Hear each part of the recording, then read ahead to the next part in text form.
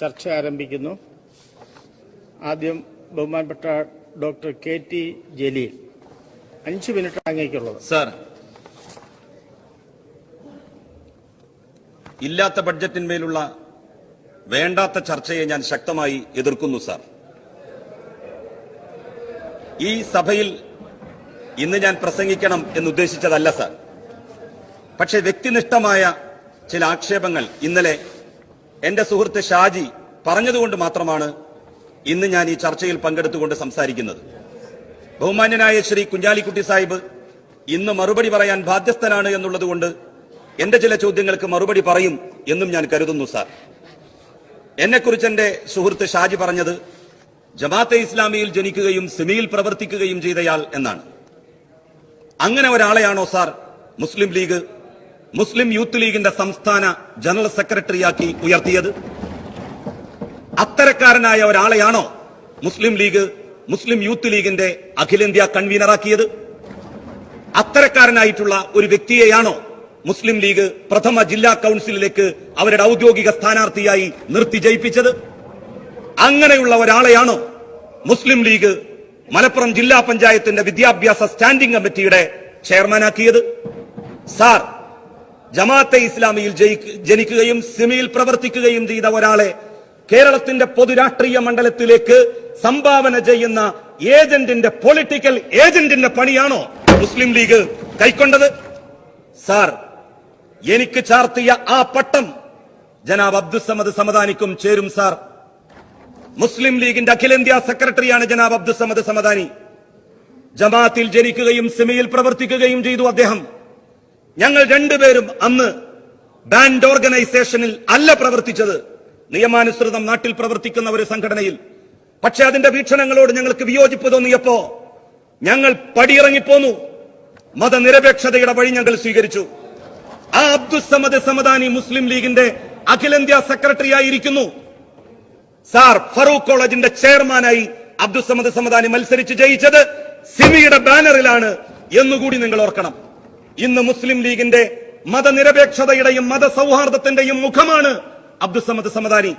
ഇന്നലെ ഷാജി ഇത് പറഞ്ഞപ്പോ കൈയടിച്ച കോൺഗ്രസിന്റെ മെമ്പർമാർ സമദാനിയുടെ ഒരു ഡേറ്റ് കിട്ടാൻ അദ്ദേഹത്തിന്റെ മതനിരപേക്ഷവാദ പ്രസംഗം ഒന്ന് തന്റെ മണ്ഡലത്തിൽ കേൾപ്പിക്കാൻ അദ്ദേഹത്തിന്റെ കൂടെ എത്ര നടന്നിട്ടുണ്ട്. ആ സമദാനിക്കും അങ്ങനെ ഒരു പാസ്റ്റ് ഉണ്ടായിരുന്നു എന്ന് നിങ്ങൾ മറക്കരുത്. തീർച്ചയായും കോൺഗ്രസുകാരിൽ പലരും TN പ്രതാപൻ ഉൾപ്പെടെ. ഞാൻ ചോദിക്കുന്നു ജനാബ് കുഞ്ഞാലിക്കുട്ടി സാഹിബ്, ജമാഅത്തെ ഇസ്ലാമിയിൽ ജനിക്കുകയും സിമിയിൽ പ്രവർത്തിക്കുകയും ചെയ്തു എന്നുള്ളത് കൊണ്ടാണോ എന്നെ മുസ്ലിം ലീഗിൽ നിന്ന് പുറത്താക്കിയത്? ആ കാരണം കൊണ്ട് എന്നെ പുറത്താക്കിയെങ്കിൽ അബ്ദുസ്സമദ് സമദാനിയെയും നിങ്ങൾ പാർട്ടിയിൽ നിന്ന് പുറത്താക്കണ്ടേ? 4 കാരണങ്ങളായിരുന്നു സാർ എന്നെ ലീഗിൽ നിന്ന് പുറത്താക്കാൻ അന്നത്തെ ലീഗിന്റെ സംസ്ഥാന കമ്മിറ്റി തീരുമാനിക്കുന്നതിന് ആധാരമായത്. 1, കരിമണൽ ഖനനം സ്വകാര്യ മേഖലയിൽ പാടില്ല, അത് സർക്കാരിന്റെ നിയന്ത്രണത്തിലാവണം എന്ന് ഞാൻ പറഞ്ഞു.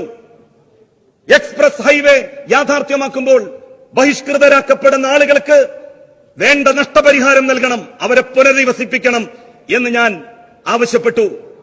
മുസ്ലിം ലീഗ് ഗുജറാത്തിലെ കലാപബാധിതർക്ക് വേണ്ടി പിരിച്ച ഫണ്ട് കൊടുക്കാതെ നീട്ടിക്കൊണ്ടുപോയപ്പോ ഞാൻ അതിന് സംസ്ഥാന ലീഗിന്റെ കമ്മിറ്റിയിൽ ചോദ്യം ചെയ്തു.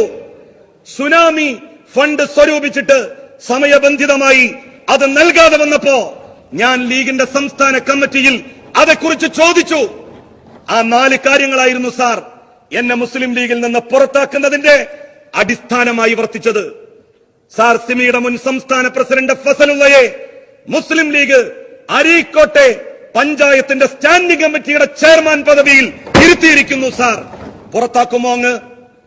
ജമാഅത്തെ ഇസ്ലാമിയുടെ പൊളിറ്റിക്കൽ സെക്രട്ടറി ആയിരുന്ന ഹമീദ് വാണിമേലിനെ ചന്ദ്രികയുടെ ഡയറക്ടർ, ഗൾഫിലെ കോർഡിനേറ്ററാക്കി മുസ്ലിം ലീഗ് വലിയ പദവി നൽകി ആദരിച്ചില്ലേ? അദ്ദേഹത്തെ നിങ്ങൾ മാറ്റുമോ സാർ? എന്തിനാണ് സാർ ചെയ്യാൻ പറ്റാത്തത് നിങ്ങൾ ചെയ്യും എന്ന് വീമ്പിളക്കുന്നത്? ജമാഅത്തെ ഇസ്ലാമിയുടെ വോട്ട് ഞങ്ങൾക്ക് വേണ്ട, മാധ്യമത്തിന്റെ പിന്തുണ ഞങ്ങൾക്ക് വേണ്ട, മീഡിയ വണ്ണിന്റെ ഒരു സപ്പോർട്ടും ഞങ്ങൾക്ക് വേണ്ട എന്ന് ഷാജിയുടെ വാദത്തെ പിന്തുണച്ചുകൊണ്ട് ഈ സഭയിൽ പറയാൻ അങ്ങേക്ക് കഴിയുമോ? ഷാജി നിലവിളക്ക് കൊളുത്തും അത് എന്റെ വിശ്വാസത്തിന്റെ ഭാഗം ആയിട്ട് ഞാൻ കരുതുന്നില്ല എന്ന് പറഞ്ഞു. ലീഗിന്റെ ഔദ്യോഗികമായ നിലപാട് എന്താണ്? അങ്ങയെപ്പോലും വർഗീയവാദിയാക്കുകയായിരുന്നു ഷാജി. മുസ്ലിം ലീഗിൽ ഞാൻ മാത്രമാണ് മതേതരവാദി. കൊളുത്താത്ത കുഞ്ഞാലിക്കുട്ടിയും കൊളുത്താത്ത ലീഗിലെ MLA-മാരും മോശക്കാരാണ് എന്ന് പറയുകയായിരുന്നു. പറയാതെ അദ്ദേഹം അതങ്ങേക്ക് മനസ്സിലാക്കാൻ കഴിയും എന്ന് ഞാൻ കരുതുന്നു. സാർ, ഞാൻ CPM-ൽ നോക്കുകൂലി വാങ്ങുകയാണത്രേ. എങ്കിൽ മഞ്ഞളാംകുഴി അലി ലീഗിൽ വാങ്ങുന്നത് ഏത് കൂലിയാണെന്ന് വ്യക്തമാക്കണം. ഖാദർ എന്ത് കൂലിയാണ് ലീഗിൽ വാങ്ങുന്നത് എന്ന് പറയണം. ശെൽവരാജും അബ്ദുള്ളക്കുട്ടിയും കോൺഗ്രസിൽ വാങ്ങുന്നത് ഏത് കൂലിയാണെന്ന് അവർ വ്യക്തമാക്കണം. അവരൊക്കെ വാങ്ങുന്ന കൂലിയെ ഞാനും വാങ്ങുന്നുള്ളൂ എന്ന് വ്യക്തമാക്കുവാനാണ് സാർ ഞാൻ ആഗ്രഹിക്കുന്നത്. സാർ, എന്തും സഭയിൽ വന്നുകൊണ്ട് പറയാം എന്ന് വരികിൽ അതിനുത്തരം പറയുവാൻ മുസ്ലിം ലീഗിന്റെ നിയമസഭാ പാർട്ടി ലീഡർ ബാധ്യസ്ഥനാണ്. അതിന് അദ്ദേഹം തയ്യാറാകണം എന്നാണ് എനിക്ക് പറയുവാനുള്ളത്. ജമാഅത്തെ ഇസ്ലാമിയുടെ അനൌദ്യോഗിക വിദ്യാർത്ഥി സംഘടനയായിരുന്ന ISL-യുമായി ബഹുമാന്യനായ കുഞ്ഞാലിക്കുട്ടി സാഹിബെ, അങ്ങ് ഫറൂഖ് കോളേജിൽ പ്രീ ഡിഗ്രിക്ക് പഠിക്കുന്ന സമയത്ത് സഹകരിച്ച് പ്രവർത്തിച്ചിട്ടുണ്ടല്ലോ, ഇല്ലേ? വെറുതെ പറയുകയാണ്, തെളിവ് ഞാൻ കൊണ്ടുവരാം.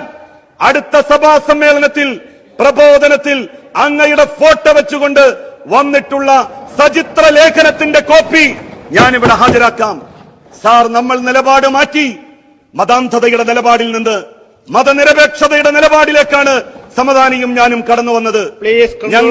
ഞങ്ങളുടെ വാക്കോ നോക്കോ പ്രവൃത്തിയോ ഈ കേരളത്തിൽ മതസാമുദായിക ധ്രുവീകരണം ഉണ്ടാക്കിയിട്ടില്ല. സാർ, കോൺഗ്രസിന്റെ കഴുത്തിന് കത്തിവെച്ച് 5ാം മന്ത്രിസ്ഥാനം വാങ്ങി ഇവിടെ സാമുദായിക ധ്രുവീകരണം ഉണ്ടാക്കിയത് ഞാനോ സമദാനിയോ അല്ലല്ലോ. സാർ, ഗംഗ എന്ന് പേരിട്ട വീട്ടിൽ താമസിച്ചാൽ എന്റെ വിശ്വാസം പൊളിഞ്ഞു പോകും എന്ന് പ്രഖ്യാപിച്ച് തന്റെ വീടിന്റെ പേര് മാറ്റിയ വിദ്യാഭ്യാസ മന്ത്രിയുടെ കസേരയിൽ ഞാനോ സമദാനിയോ അല്ലല്ലോ ഇരുന്നത്. സാർ, ഇങ്ങനെ എന്തൊക്കെ കാര്യങ്ങൾ സാർ, എത്രയൊക്കെ കാര്യങ്ങൾ സാർ. ബഹുമാന്യനായ മുനീർ സാഹിബ് പോലും പഞ്ചായത്തുകൾ വിഭജിച്ചപ്പോ സാമുദായികാടിസ്ഥാനത്തിൽ വിഭജിച്ചു.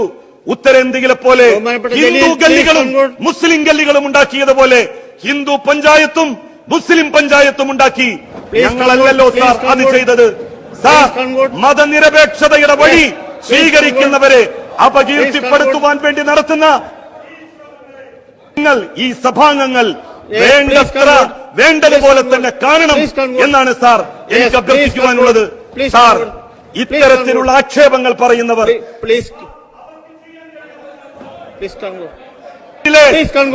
വിശുദ്ധ ഖുർആനിലെ ഒരു വചനമുണ്ട് സാർ, ഞാനത് കുഞ്ഞാലിക്കുട്ടി സാഹിബിനെ ഓർമ്മിപ്പിക്കുന്നു.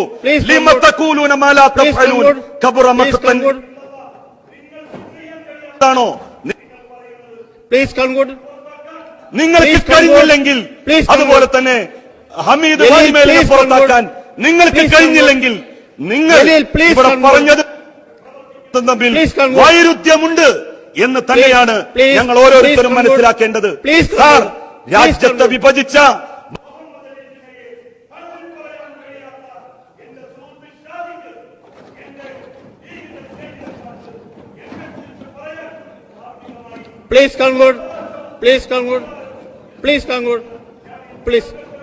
എതിർക്കുന്നു സാർ. ബഹുമാനപ്പെട്ട MP വിൻസെന്റ് 10 മിനിറ്റ്. സാർ